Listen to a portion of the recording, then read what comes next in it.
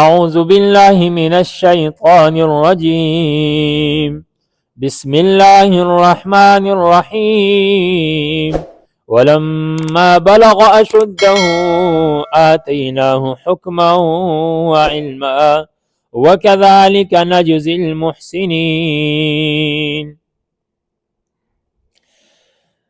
دا د سورة یوسف 22 نمبر آیت مبارک دی او د 12 پاره دی 11 رکوع ده. د دې ځای نه زمونږ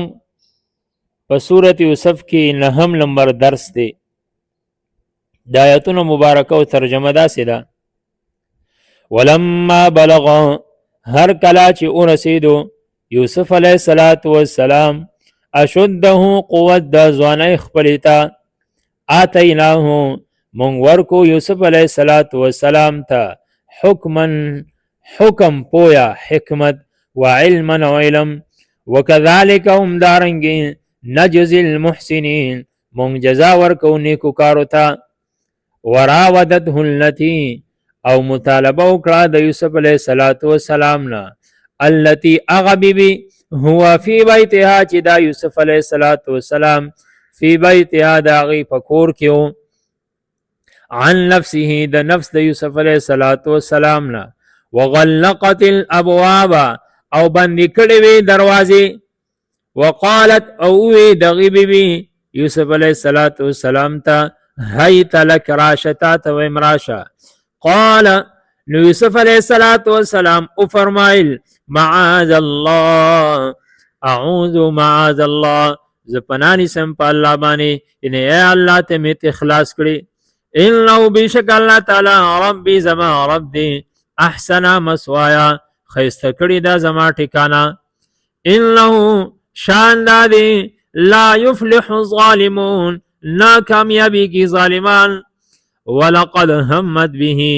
او یقینا قصد کړیو دی بیبی د یوسف علیه السلام، وهم بها، او قصد کړی یوسف علیه السلام د دغې بیبي، لولا، کوچرې نوی الرآ برهان ربی، کوچرې نوی لیدلی یوسف علیه السلام دلیل د خپل رب، برهان د خپل رب. کذالک هم دارنګې لنصرفا، دې لپاره چې مونږ غواړو عنه د ده نه السوء ګناه، والفحشاء او بحیایي، انه بشکا شان دا دی، بشکا چې دا یوسف علیه السلام من عبادنا المخلصین، زمونږ د بندګانو نو، المخلصین چې خالص بندګانو، چې الله خالص کړیو. ولما بلغ اشده، دې ځای کې واقعه هم دغه را روانه ده چې کله یوسف علیه السلام عزیز مصر خپل کور ته بوتلو، نو کور کې خپلې بیبي ته ووی چې دې میلمه ته ټکانه ښایسته جوړه کا، ځکه دا عام غلام نه دی، دا یو خاص دی او دی به زمونږ ډېر په کار راشي، نو دی وجې نه ښځی وله جوړ کا. هلته و په کور کې اوسېدو، چې کله قوت د ځوانۍ ته ورسېدو، 18 کاله یا 21 کاله دغه اقوال پکې راغلي دي، دغه عمر ته ورسېدو، او حسین جمیل مو، قوت د ځوانیم شوه، په کور کې هم اوسېږي، نو په دغه ځای کې امتحان پې د الله تبارک وتعالی د طرف نه راغی، او سبب یې زلیخه بیبي چې کوم دی نه جوړه شوه. نو هغه بیبي هغې مطالبه وکړه د یوسف علیه السلام نه. الله فرمایي ولما بلغ اشده، هر کله چې یوسف علیه السلام قوت د ځوانۍ ته ورسېدو، آتیناه حکما و علما، مونږ ولا پوهه ورکړه، علم ولا ورکو، حکما پوهه مو ولا ورکړه، معنا دا ده چې نبوت مو ورکو. بعضې مفسرین دا وایي حکما پوهه مو ورکړه، معنا حکیم مو وګرځو، چې د حکمت کارونه به کوي، د حکمت خبرې به چې کوم نه کېږي ته، وعلما، او علم مو ولا ورکو. وکذالک نجزی المحسنین، الله فرمایي همدغه رنګې مونږ نیکو خلکو ته جزا ورکو. معنا دا نه چې یوسف علیه السلام نیک سړی دی. اوس د دې ځای نه د یوسف علیه السلام براءت ذکر کیږي چې یوسف علیه السلام څه ګناه نه ده کړې. دلته یو خبره ذکر کیږي چې زلیخی بیبي تی مطالبه کړې ده د هغه د نفس. وراودته التي او مطالبه وکړه د یوسف علیه السلام نه هغه بیبي هو فی بیتها چې د یوسف علیه السلام د هغې په کور کې و چې هغه زلیخه بیبي وه. دلته الله تبارک وتعالی فرمایل چې هغه بیبي چې دی د هغې په کور کې و نوم یې وانغستو، د هغې بیبي نوم یې وانغستو ځکه یې وانغستو چې دا خبره مؤکد او تاکید سره شي. که نوم یې اغستې وي خیال ته به دا خبره هم راتله چې کیدی شي شاید په هغه زمانه کې په هغه ملک کې زلیخا بیبي نور نومونه مو شاید چې دا بل څوک وه، او دارنګې بیا دا خبره هم ونه شوه چې د عزیز مصر چې کوم ښځه وه هغې مطالبه وکړه، دا خبره هم ذکر نه شوه. ولی شاید دا خبر هم خیال ته راتلی شي چې د عزیز مصر نورې بیبیانې وي بلې به دا مطالبه کړي. نو معنا دا ده چې ښه مؤکد او تاکید سره دا خبره مضبوطه ذکر شوه چې هغه بیبي چې یوسف علیه السلام د هغې په کور او کمره کې و هغه بیبي چې هغه زلیخه بیبي وه هغې مطالبه وکړه او څه ووی وی راشه، یعنې تا ته وایم راشه او ټولې دروازې تفسیر مظهری لیکي چې 9 دروازې وې ټولې د خپل کور د بنګلې بندې کړې وې او ته وې راشه. معنا زه چې تا ته څه وایم د نفس چې کوم خواهش دی نه هغه پوره کا. یوسف علیه السلام ورته وفرمایل چې د الله پناه غواړم، زه داسې قبیح کار نشم کولی،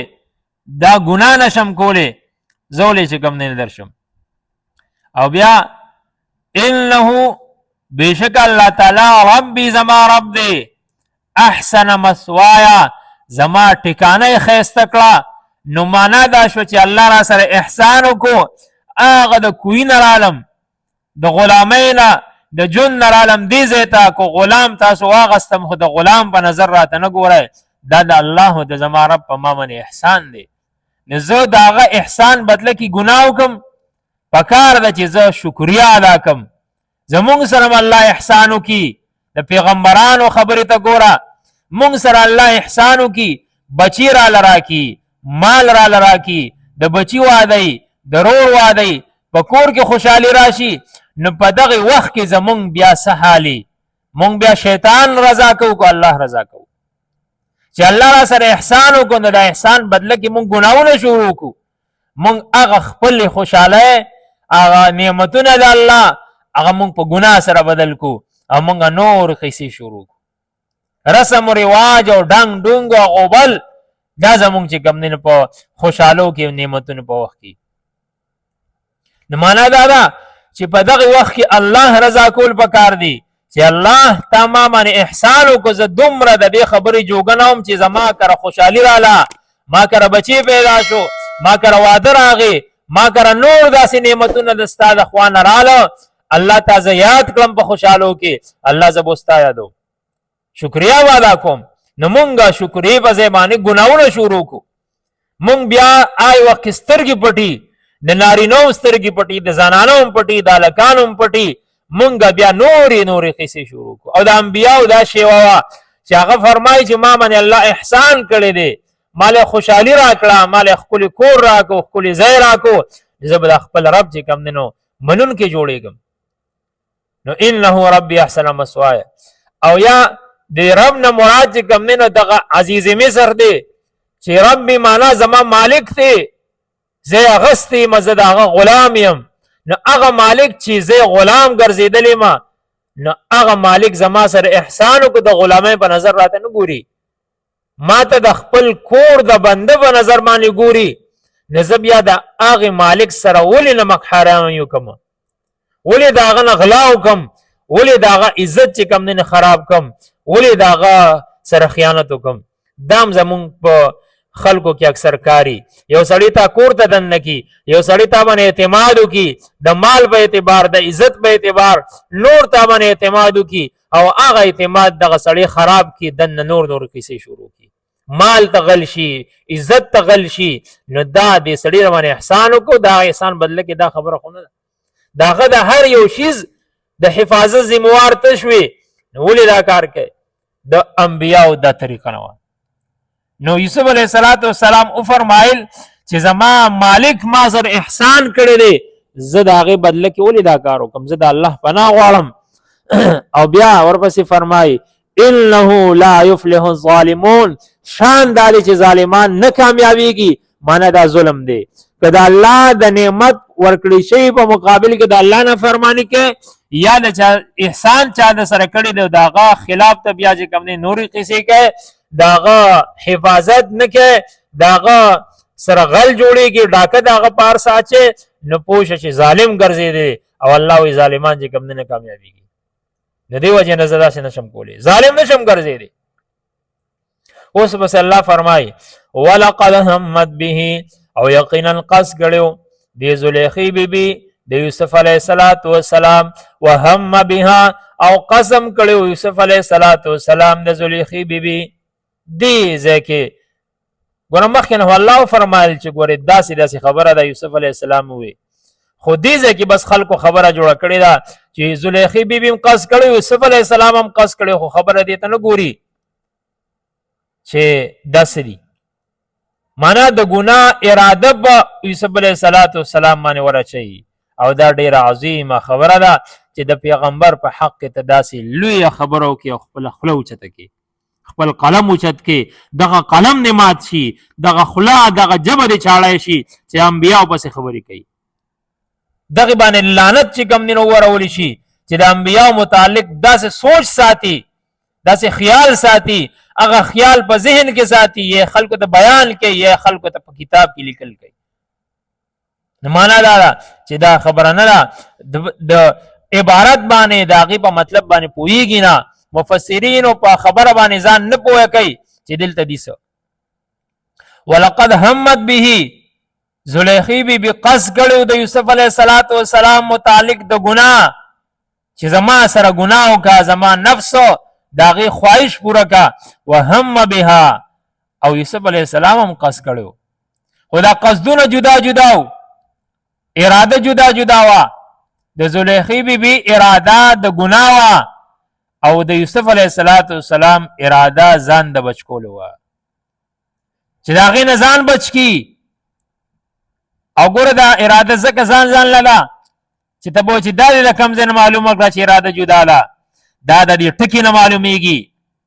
نحوی قاعده پکې دا ده کوچر د اراده یو وي کوچر ته کار یو وي نو بیا داسې جمله پکار وا چې ولقد همهما دې دوانو قص کړو کار به یو نو بیا داسې الفاظ پکارو چې دوانو قص کړو چې کار یو د زنا او د ګناه دی دوانو ولا قص کړی دی ولیکن دوانو قص نه دی کړی دوانو هغه یو کار ته قص نه دی یو کار نه دی